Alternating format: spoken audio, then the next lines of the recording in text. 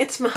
It is January 3rd, and I want to start talking about my Goodreads and Storygraph kind of year in review for 2023. So we are into 2024, and I have not looked at my Goodreads year in review yet, and I have not looked at my Storygraph numbers in any detail yet. We will talk about and talk through my Goodreads, and then at the end of this video, I will also go over my whole year stats that I have compiled from 2023. But I think it's definitely interesting to see what Storygraph and Goodreads say about my reading because I use them, so why not check it out? 2023 was the first year that I used Storygraph. I got an email from Goodreads that says, congratulations, you're in the top 25% of readers. So I guess that just means that I read a lot of books. Your 2023 year in books is here. I did read a lot this year. I read, according to Storygraph and Goodreads, 167 books, but according to my own calculations, 169 books.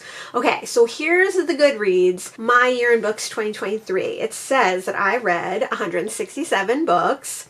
I don't remember now what the two books that I have on my lists, but not on Storygraph or Goodreads. I think one of them was a children's book. I think that I read those early enough in the year that I didn't realize that you could add books to Storygraph. Now I know that, so hopefully in 2024 there won't be any books that are like missed. It says I read 35,120 pages. I don't know if that's a lot or not. I'd have to go back and look at my past things. The shortest book that I read this year was 23 pages. The longest book that I read this year was 466 pages. I mentioned this as an unofficial goal in my goals video, but once we were kind of midway through the year and I hadn't read any books over 500 pages, I kind of made it an unofficial goal to not read any books over 500 pages. I don't plan on doing that again in 2024, so you might see some 500 plus books in 2024. Average book length was 210 pages. My book that I read that was the most shelved on Goodreads was The Picture of Dorian Gray. I thought it was okay, has some interesting, shocking moments. And my least shelved book was the short story collection by an Irish author whose name I cannot pronounce, sadly, and that is The Pale Gold of Alaska. I really like that short story collection, and I definitely think it deserves more love. Maybe I should do a video about books that I think deserve more love. My average star rating for 2023 was 5 stars. That's not true because I don't star rate, so I don't know if they're basing that on no rating at all. I don't know if there was a rating that slipped in there by accident, but I don't star rate, so the average star rating for 2023 should be 0. The highest rated on Goodreads was Beyond the Gender Binary by Alok Vaid Malan. This was a really interesting short nonfiction work about the gender binary and beyond the gender binary, about trans people, non-binary people. I really enjoyed reading that one. My first review of the year was from The Crying of Lot 49, which I reread in December, and it just said reread on audio. It wasn't really a review.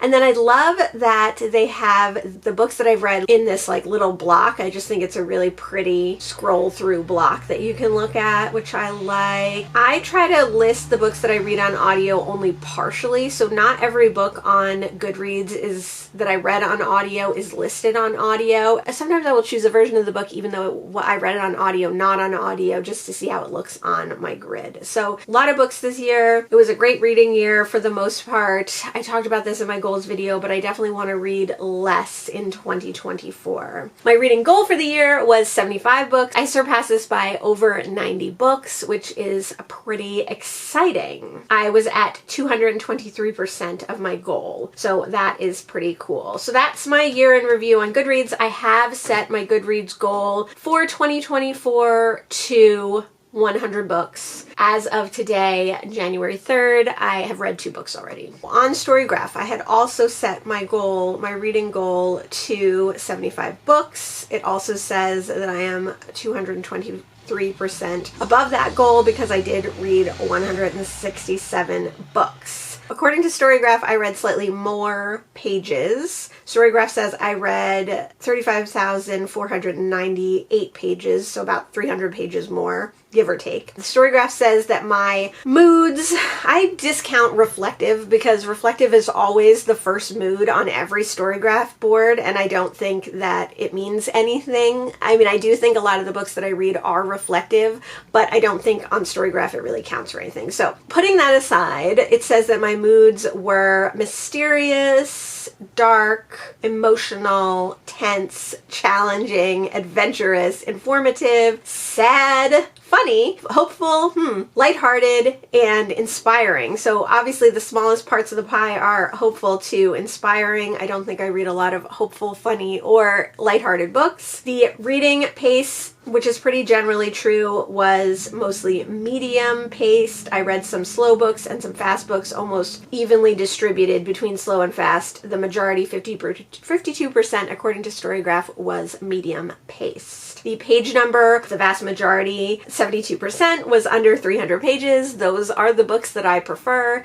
And then 28%, 46 of the books that I read were between 300 and 499 pages. So that makes sense. Like I said, next year you might see another slice in that pie, but if you don't, you don't. According to Storygraph, I read the vast majority fiction, I read 83% fiction, and I read 17% nonfiction. According to Storygraph, I only read 28 nonfiction books this year in 2023, but I also keep track of nonfiction, and in my nonfiction count for my own tags, I read 29 books, so higher, because I think Storygraph doesn't count poetry as nonfiction, and I almost always count poetry as nonfiction, because to me, even if it's a fictionalized version, they're more nonfiction accounts. Mystery by far was the highest genre according to Storygraph, then literary, short stories, and I would not count my short stories this high, but a lot of the books that I read that I would consider novellas or novelettes, Storygraph categorizes as short stories. Classics, it says I read 24,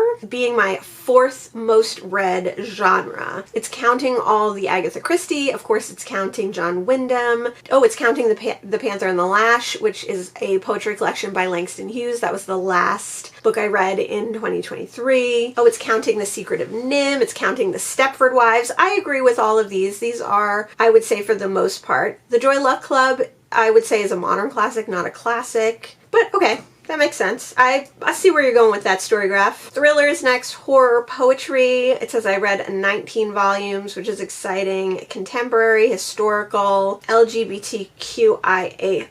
It says I read 16 this year. Those look pretty good.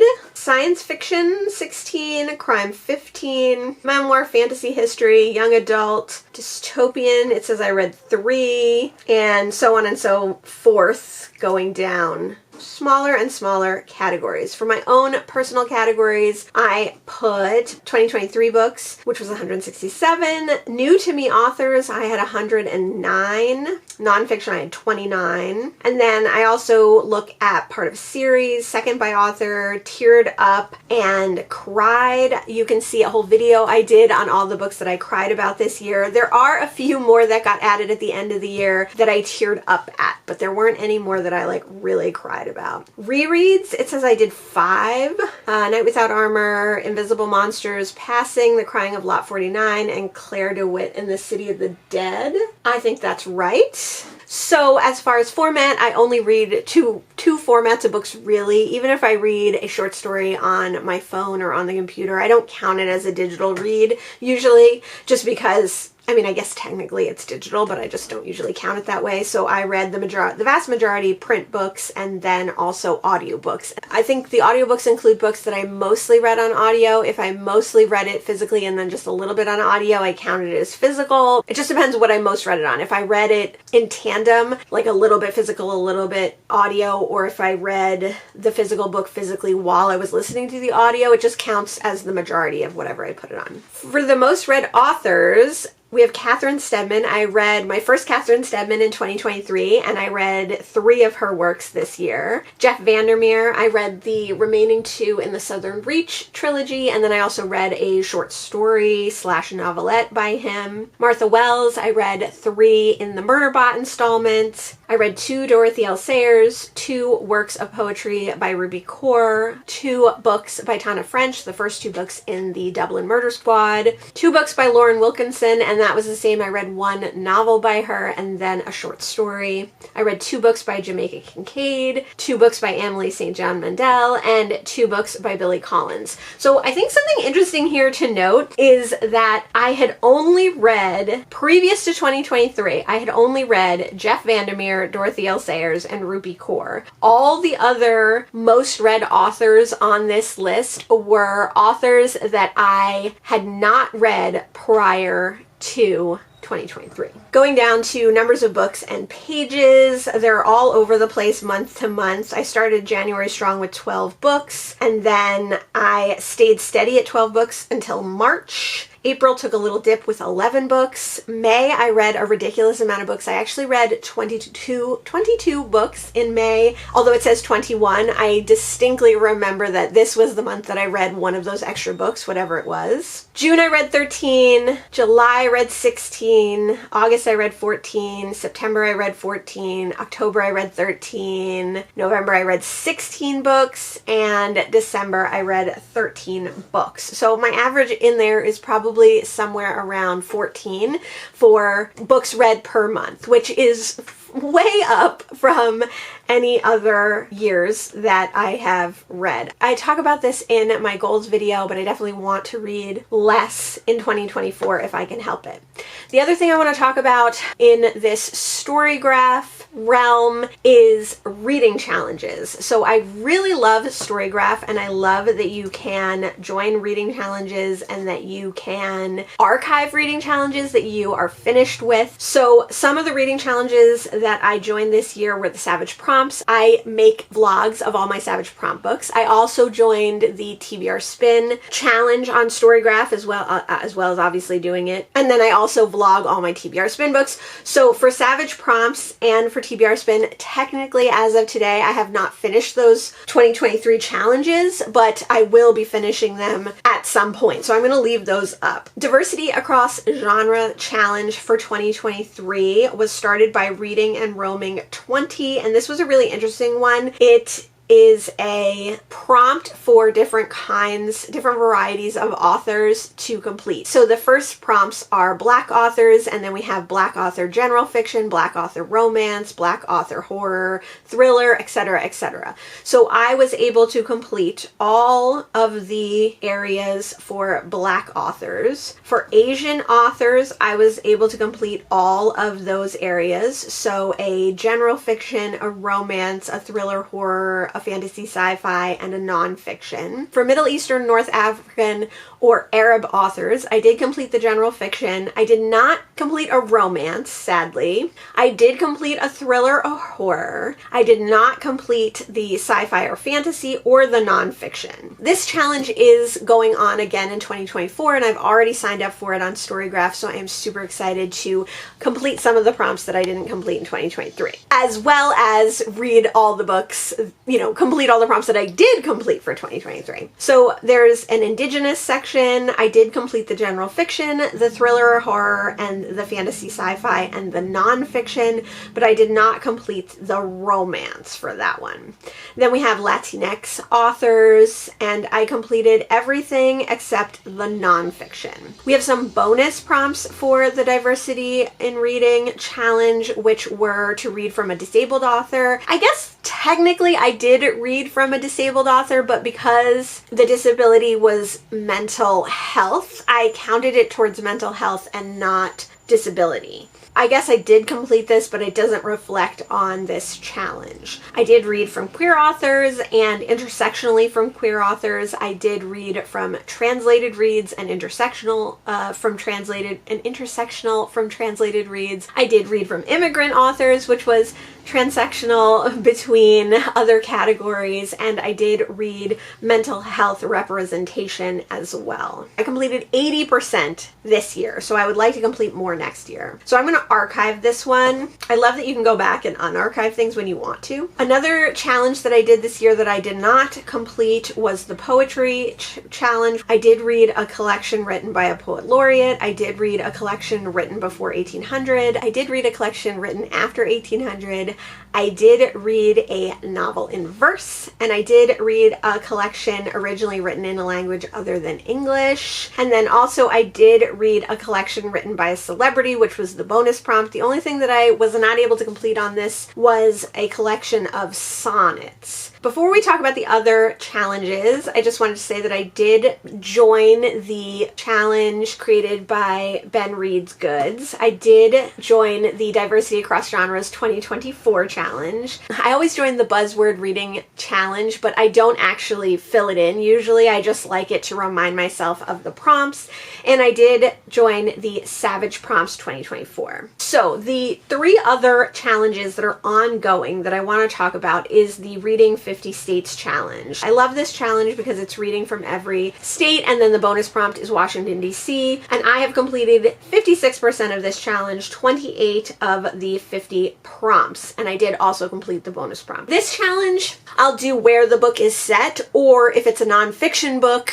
if it's not set in a location where the author is from. So the states that I still have to complete are Alabama, Alaska, Arkansas, Colorado, Delaware, Hawaii, Idaho, Indiana, Kansas, Maine, Mississippi, Missouri, Nevada, New Hampshire, New Mexico, North Carolina, North Dakota, South Carolina, Utah, Washington, West Virginia, and Wyoming. So hopefully I will be able to read from all of those in 2024. I'll just continue to put books from the other states that I read as well. And then I also am participating in the one for every country. This is a lot more left. I'm not going to read you all the countries that I need to read from, but I have read 20% and 10% of the bonus prompts. I've read books from 39 of the prompts out of 196. There's 30 bonus prompts, so I've completed some of those. So when we get closer to this and we have less countries that we have to read from, I will go through and remind us of what the countries that I still need to read from are.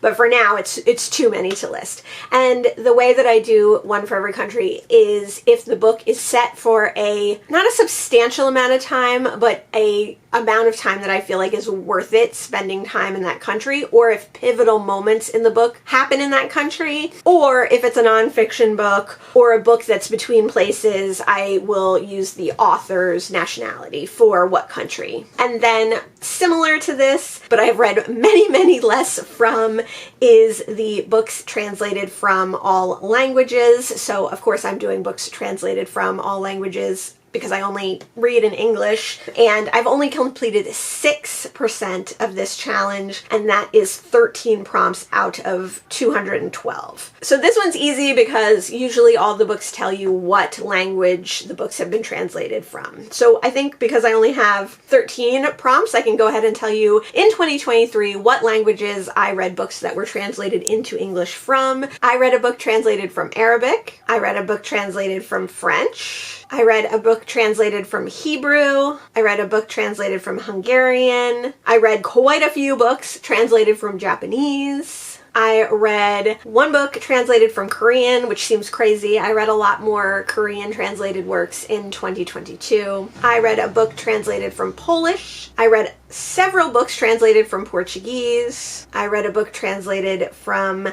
Russian. I read a book translated from Spanish. I read a book translated from Swedish. I read a book translated from Tamil. One more, I read a book translated from Vietnamese. So I have a lot to go. There's a lot of languages to read from, so I'm excited to continue this. I have a feeling that this will take me much longer than 2024 to read from all those works, but I like knowing that I have a list of them and I can easily see how many I have read or have not read. So I think that is all the Goodreads information that I wanted to go over today. And I will come back to you once I've finished compiling my own personal stats for the entire year of 2023. Let me know if you use Goodreads. Let me know if you use Storygraph. Let me know if you use any other means to track your books and your challenges and all of those fun things and stats and ideas. Also, let me know if there's any of the challenges that I mentioned that I'm participating in that you plan on participating in as well.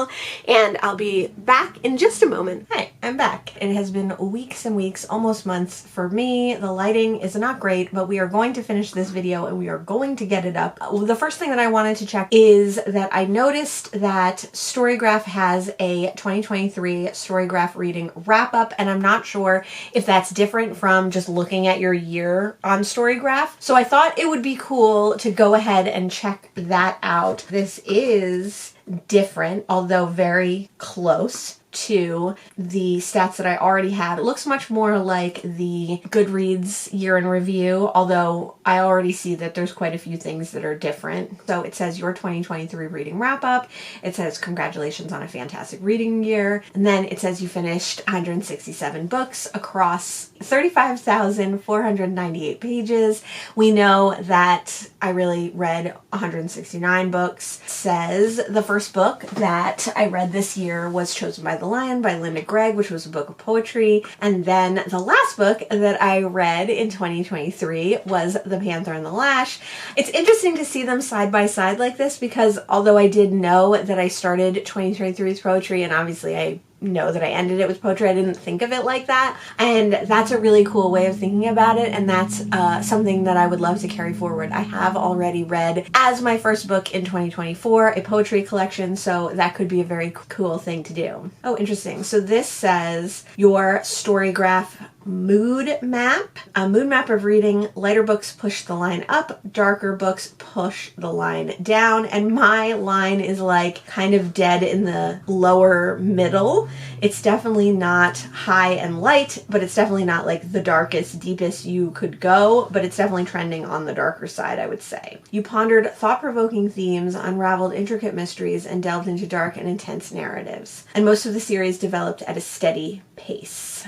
We've already talked about the books and pages read per month, and then I have met my reading goal. We've already talked about the genres I spent the most time with: mystery, literary, short stories, classics, thrillers. The longest book that I read was The Likeness by Tana French, and this was a 22-hour and 17-minute audiobook. This was the longest book in the other things that we looked at as well. It was the longest in Goodreads, and the shortest book that I read, it says, was 42 minutes, which was Will Williams, which was the shortest book according to pages, according to Goodreads. The average length of books that I read was 212, so slightly above what Goodreads says, and it took me about 5 days to finish each book, which sounds about right. Sometimes I finish books in a day or two, sometimes I take much longer. It says the least time spent was 1 day. I read The Sun and Her Flowers. Now, I think that book actually took me more than that, but I probably uploaded it and said that I read it on the same day,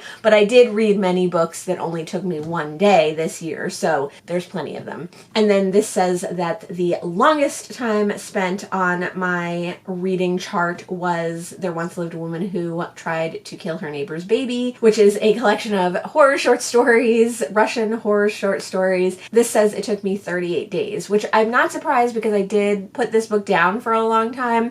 It probably isn't even accurate it. I probably read some, didn't log it on Storygraph, and then put it down. And then when I picked it up, it took me 38 days to finish. Short story collections also take me a long time because I don't like to read more than one, possibly two short stories at a time, but usually only one at a time. Maybe I'll read a couple each day, but I need space in between or I won't remember the stories. It says the authors you spent the most time with in 2023 were Martha Wells, Jeff Vandermeer, and Catherine Steadman. That tracks. We know that those are the three authors that I read the most from in 2023. Some months were better than others. In March, I read 3,584 pages according to Storygraph, which makes sense. I was reading longer mystery books that month. Other Storygraph users and your 2023 reads, it says that my most shelved was The Picture of Dorian Gray, and my least shelved, with only one user, which is actually probably me, is From the Vietnamese, 10 Centuries of Poetry. Now, some of the books that I read or read on Storygraph, I have added myself. I have user added because they didn't have the edition that I had or the page count that I had, or books were user added and they didn't have the correct information, or they didn't have the cover that I had. So I have been uploading books on Storygraph when I need to. It says the highest rated was Marcel Duchamp's The Afternoon Interviews by Calvin Tompkins. That's interesting. It's probably got a really, really low readership and therefore a high average rating. It says you explored the works of 121 new authors, including Jewel and Solomon Northup. So that's definitely not accurate because I have read from those authors before. Well, I have read from B. Cliben, which was listed, and Jewel before. Solomon Northup is a new author to me. We'll talk more about my new authors versus authors I've read from before when we go into my stats. 49 of the books I read were part of a series. You revisited a total of 4 books, and I think my actual count was 5. You decided not to finish 2 books out of the books that you picked up this year. So that's interesting because since 2023 is the first year that I've had Storygraph, it's also the first year that I've been logging DNFs, but I don't think I started doing that until the middle of the year. Well, this book I was going to read in March, so into the year at least. I have been logging more of my DNFs in 2024, and I actually already have 3 DNFs in 2024 so far. You read 121 books from your own shelves this year, and so we'll find out if that's accurate as well when we get to my stats. You successfully completed 3 reading challenges. I feel like I've completed more than that, but not in the allotted time. Here is 2023 at a glance, and it is all the books that I've read in a neat little stack, which I do love to see. These seem to actually be in order, which is nice. I like it when they're like actually in some kind of order, although not exactly in order, but close to order. It says explore your 2023 stats, so that would take us back to the page I've already looked at. Yes, that was cute. That was nice. Next year, I think I'll probably just look at that and maybe not the individual stats. Or maybe I will. I don't know. Maybe I'll look at this first and then the individual stats later. Let's move on to my personal stats. I am going to be looking at my RAB spreadsheet, my recently acquired books spreadsheet for this, because in my recently acquired book spreadsheet, I have been keeping track in 2023 of my quarterly goals. So I have done my quarterly goals for a tag for the first quarter, second quarter, and third quarter, and fourth quarter actually,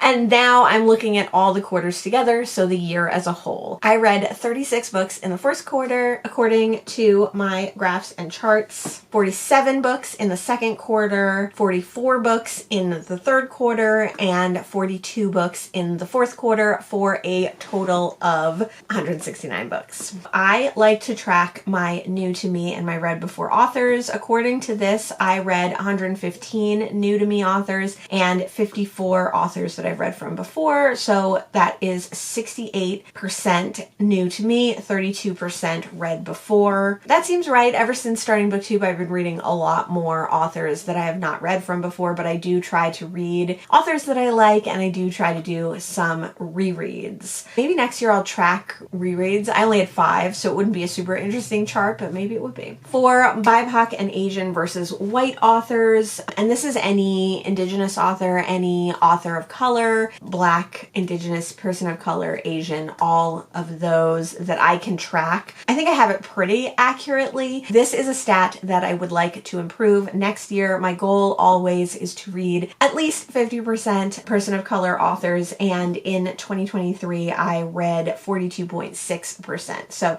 72 person of color authors, 97 57.4% white authors. Not too far off, but definitely not where I want it to be. In 2024, I am emphasizing this goal and I am trying to reach at least 50% person of color. In 2023, I wanted to read at least 30% of queer works. Now that can be a queer author, that can be a queer story, that can be a book with queer characters in it. As long as there's some kind of queer rep in the book, I count it towards this goal. But I more heavily want to be reading queer stories written by queer authors. So in 2023, I only read 23.1% queer works and 76.9 non-queer. That's 39 books with queer rep written by queer authors or queer stories. I said 30% at the beginning of 2023. At the beginning of 2024, I have said 20%,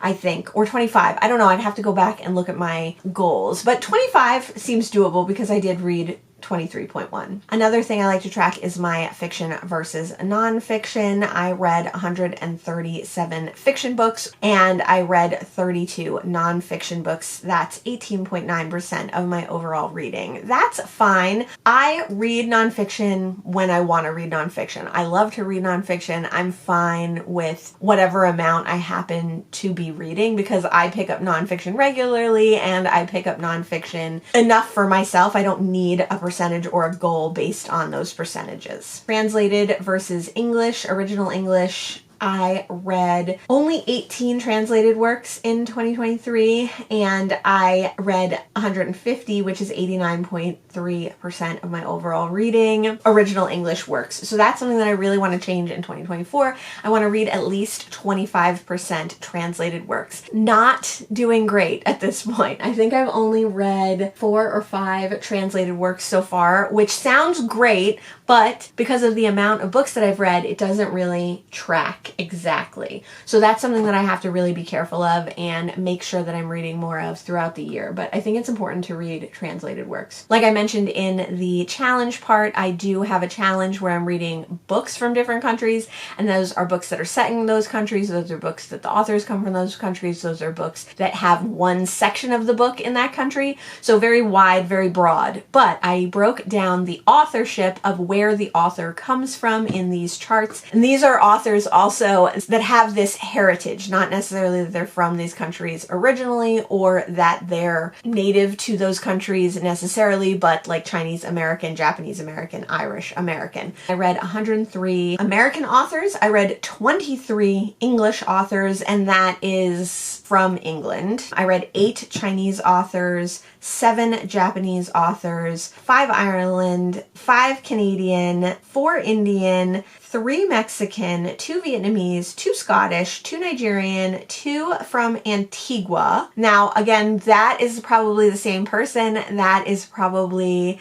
Jamaica Kincaid because I am going with the books that I read, not necessarily the authors. So I read 2 books by an Antiguan author, 2 Native American authors, 1 Native Canadian author, 1 Native New Zealand author, so New Zealand Indigenous author, and then I have 1 each, a book that was written by a Zambian author, Welsh author, Swedish author, Russian author, Portuguese author, Polish author, Malaysian author, Korean author, Kenyan author, Jamaican author, Israeli author, Iranian author, Hungarian author, French author, Egyptian author, Brazilian author, Australian author, Argentinian author, and a book that was written by an Angolan author. So that's a lot of different pie slices. That's a lot going on in that particular pie, but I do like breaking it down and seeing that all the different countries listed out is pretty fun. The breakdown of genders of authors is something that I loosely track. I don't track down the gender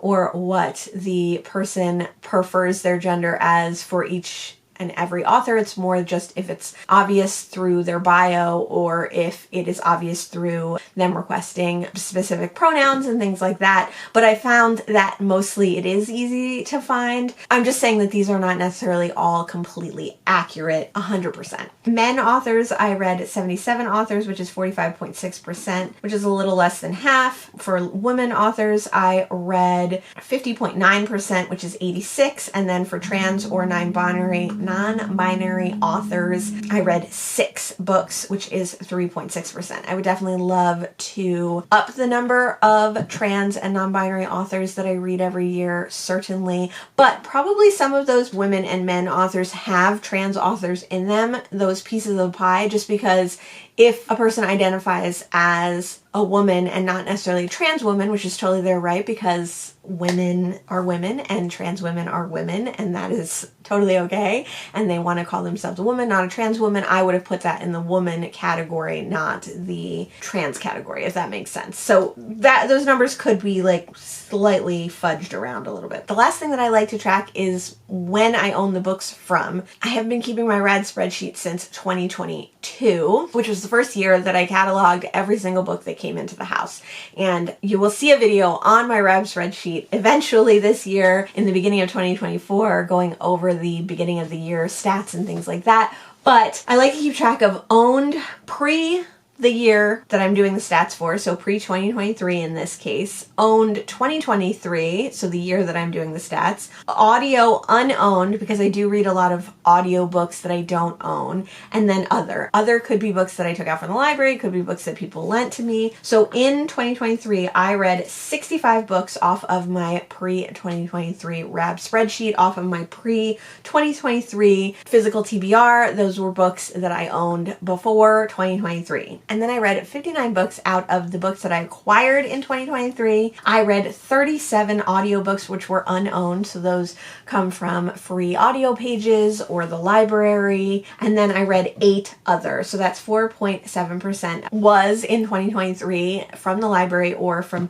people lending me books or somewhere else. 37 books were unowned audio. That means the 21.9% were books that I read that I did not own and I read on audio, but I did read audiobooks that I did own because I try to read audiobooks that I do own to get down my physical TBR, which could show up in the 38.5% of books that I read that were owned pre-2023 or the 34.9%. So those are my personal stats. That is my Storygraph and Goodreads video, finally. That is all the stats and graphs and charts and things that I want to talk about for 2023. I'm almost done wrapping up my 2023 end of year everything. It's been a rough first couple of months of 2024, so I'm definitely behind on things.